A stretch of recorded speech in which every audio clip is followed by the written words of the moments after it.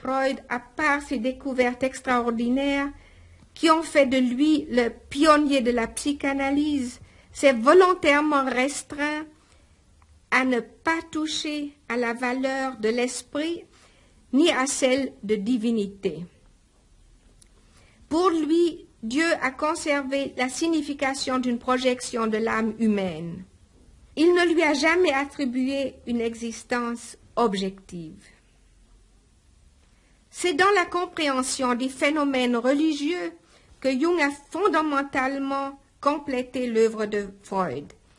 Il a démontré la valeur de l'expérience vécue de Dieu sans jamais identifier l'image de Dieu avec la réalité même de Dieu.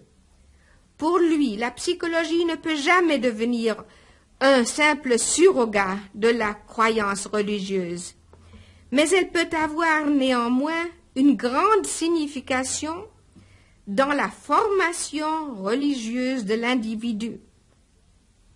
Elle l'aide non seulement à comprendre ses opposés, mais aussi à supporter les limitations créées par son propre destin. Nous ne poursuivrons pas au-delà l'étude comparative de l'œuvre de Sigmund Freud et de l'œuvre de Carl Gustav Jung.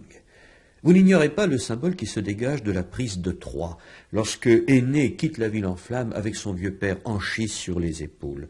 Anchise est une figure d'archétype que nous évoquerons dans une émission ultérieure. Mais dans l'immédiat, je vous propose de nous arrêter avec Énée et Purcell auprès de Didon. Pourquoi ce choix? Mais parce que Didon représente la femme sensible, la femme aimante. Elle représente, comme nous l'avons vu dans la notion d'anima tout à l'heure, la liaison avec l'inconscient. Et lorsque Énée refuse de rester auprès de Didon, Énée obéit avant tout à son principe masculin. Énée doit partir pour créer Rome, qui sera une ville de puissance, une ville d'empire.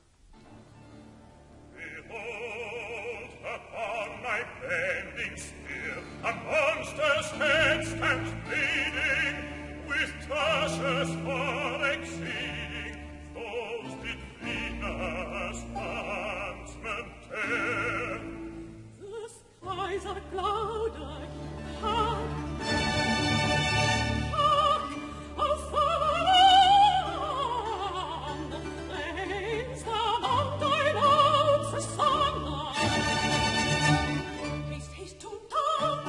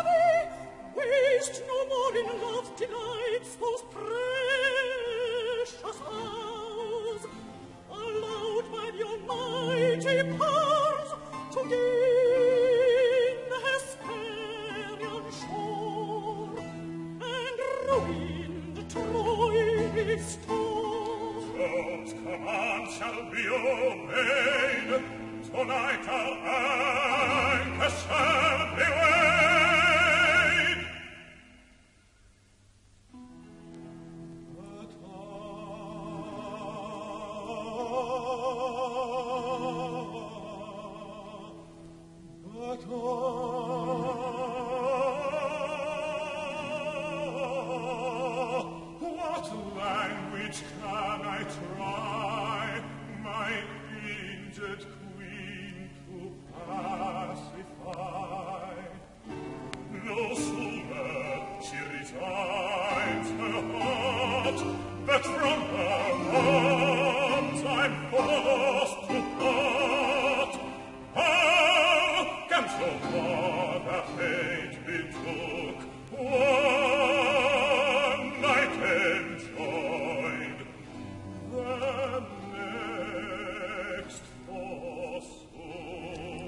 La lecture des ouvrages de Jung est, au premier abord, difficile pour un Français.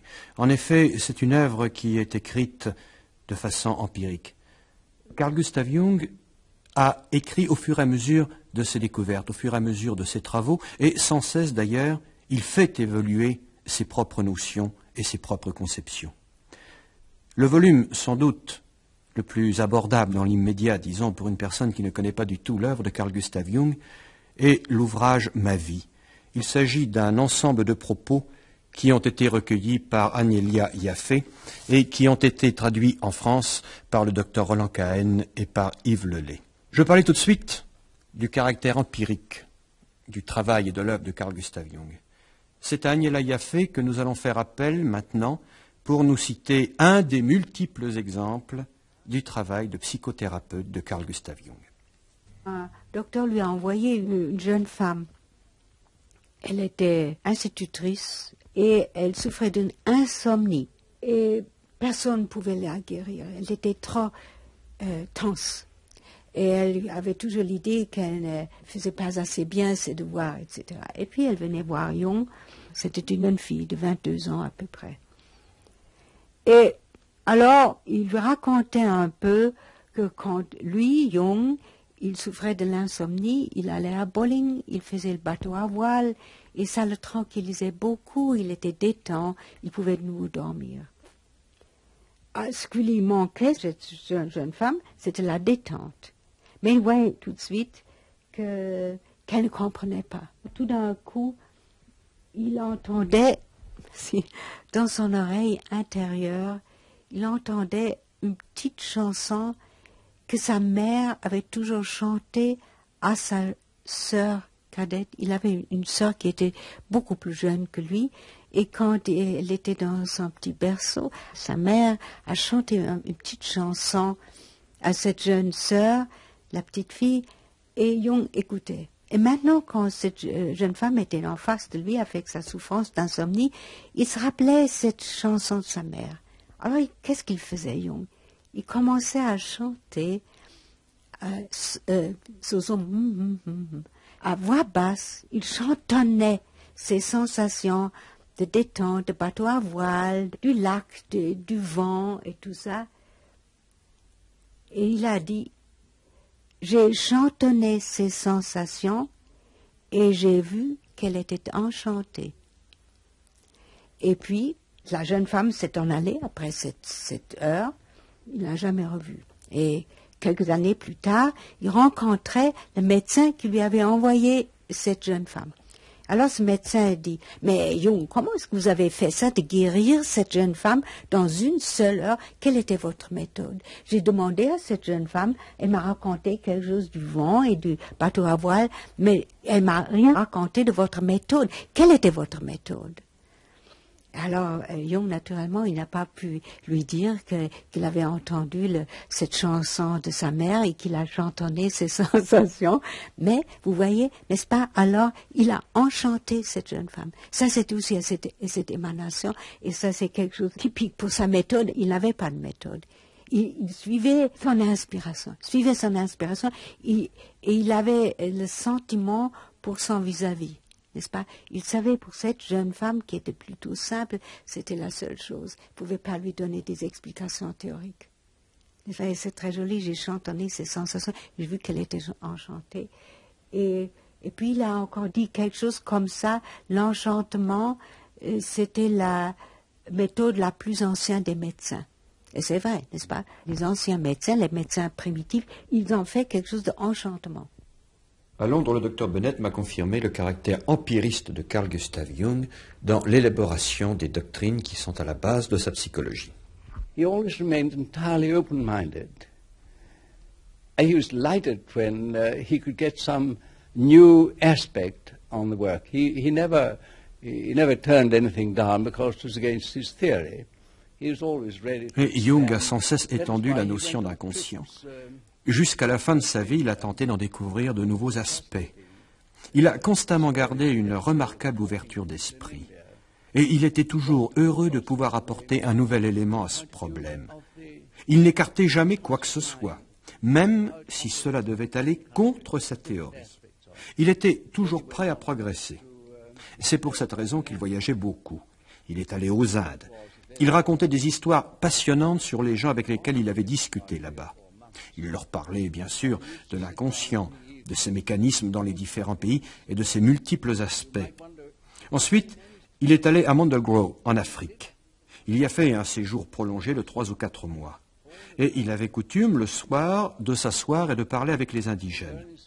Vous vous demandez peut-être comment il s'arrangeait pour discuter avec eux. Il y arrivait pourtant, car il avait passé son temps, pendant le voyage, à apprendre le Swahili. Il le parlait assez bien, ce n'est pas une langue très difficile. Il s'asseyait le soir et demandait aux gens de raconter leurs rêves. Et puis, ses cheveux, à l'époque, bien qu'il soit encore jeune, étaient tout blancs.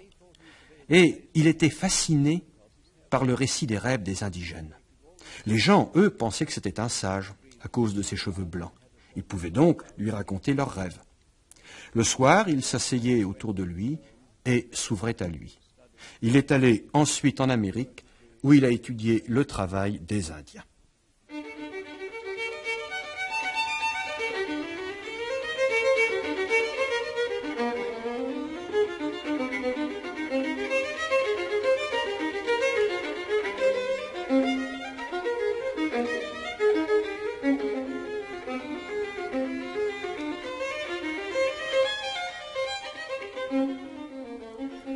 À Küsnacht, dans la banlieue de Zurich, j'ai rencontré le fils de Carl Gustav Jung, M. Franz Jung, et sa sœur, Mme Baumann Jung, ainsi que le mari de cette dernière.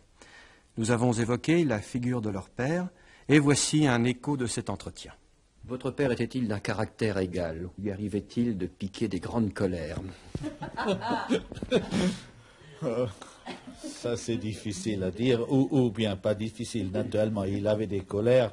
Il avait un caractère assez vivant et très, je dirais, très viril. Naturellement, il était un homme décidé, il pouvait facilement se maîtriser.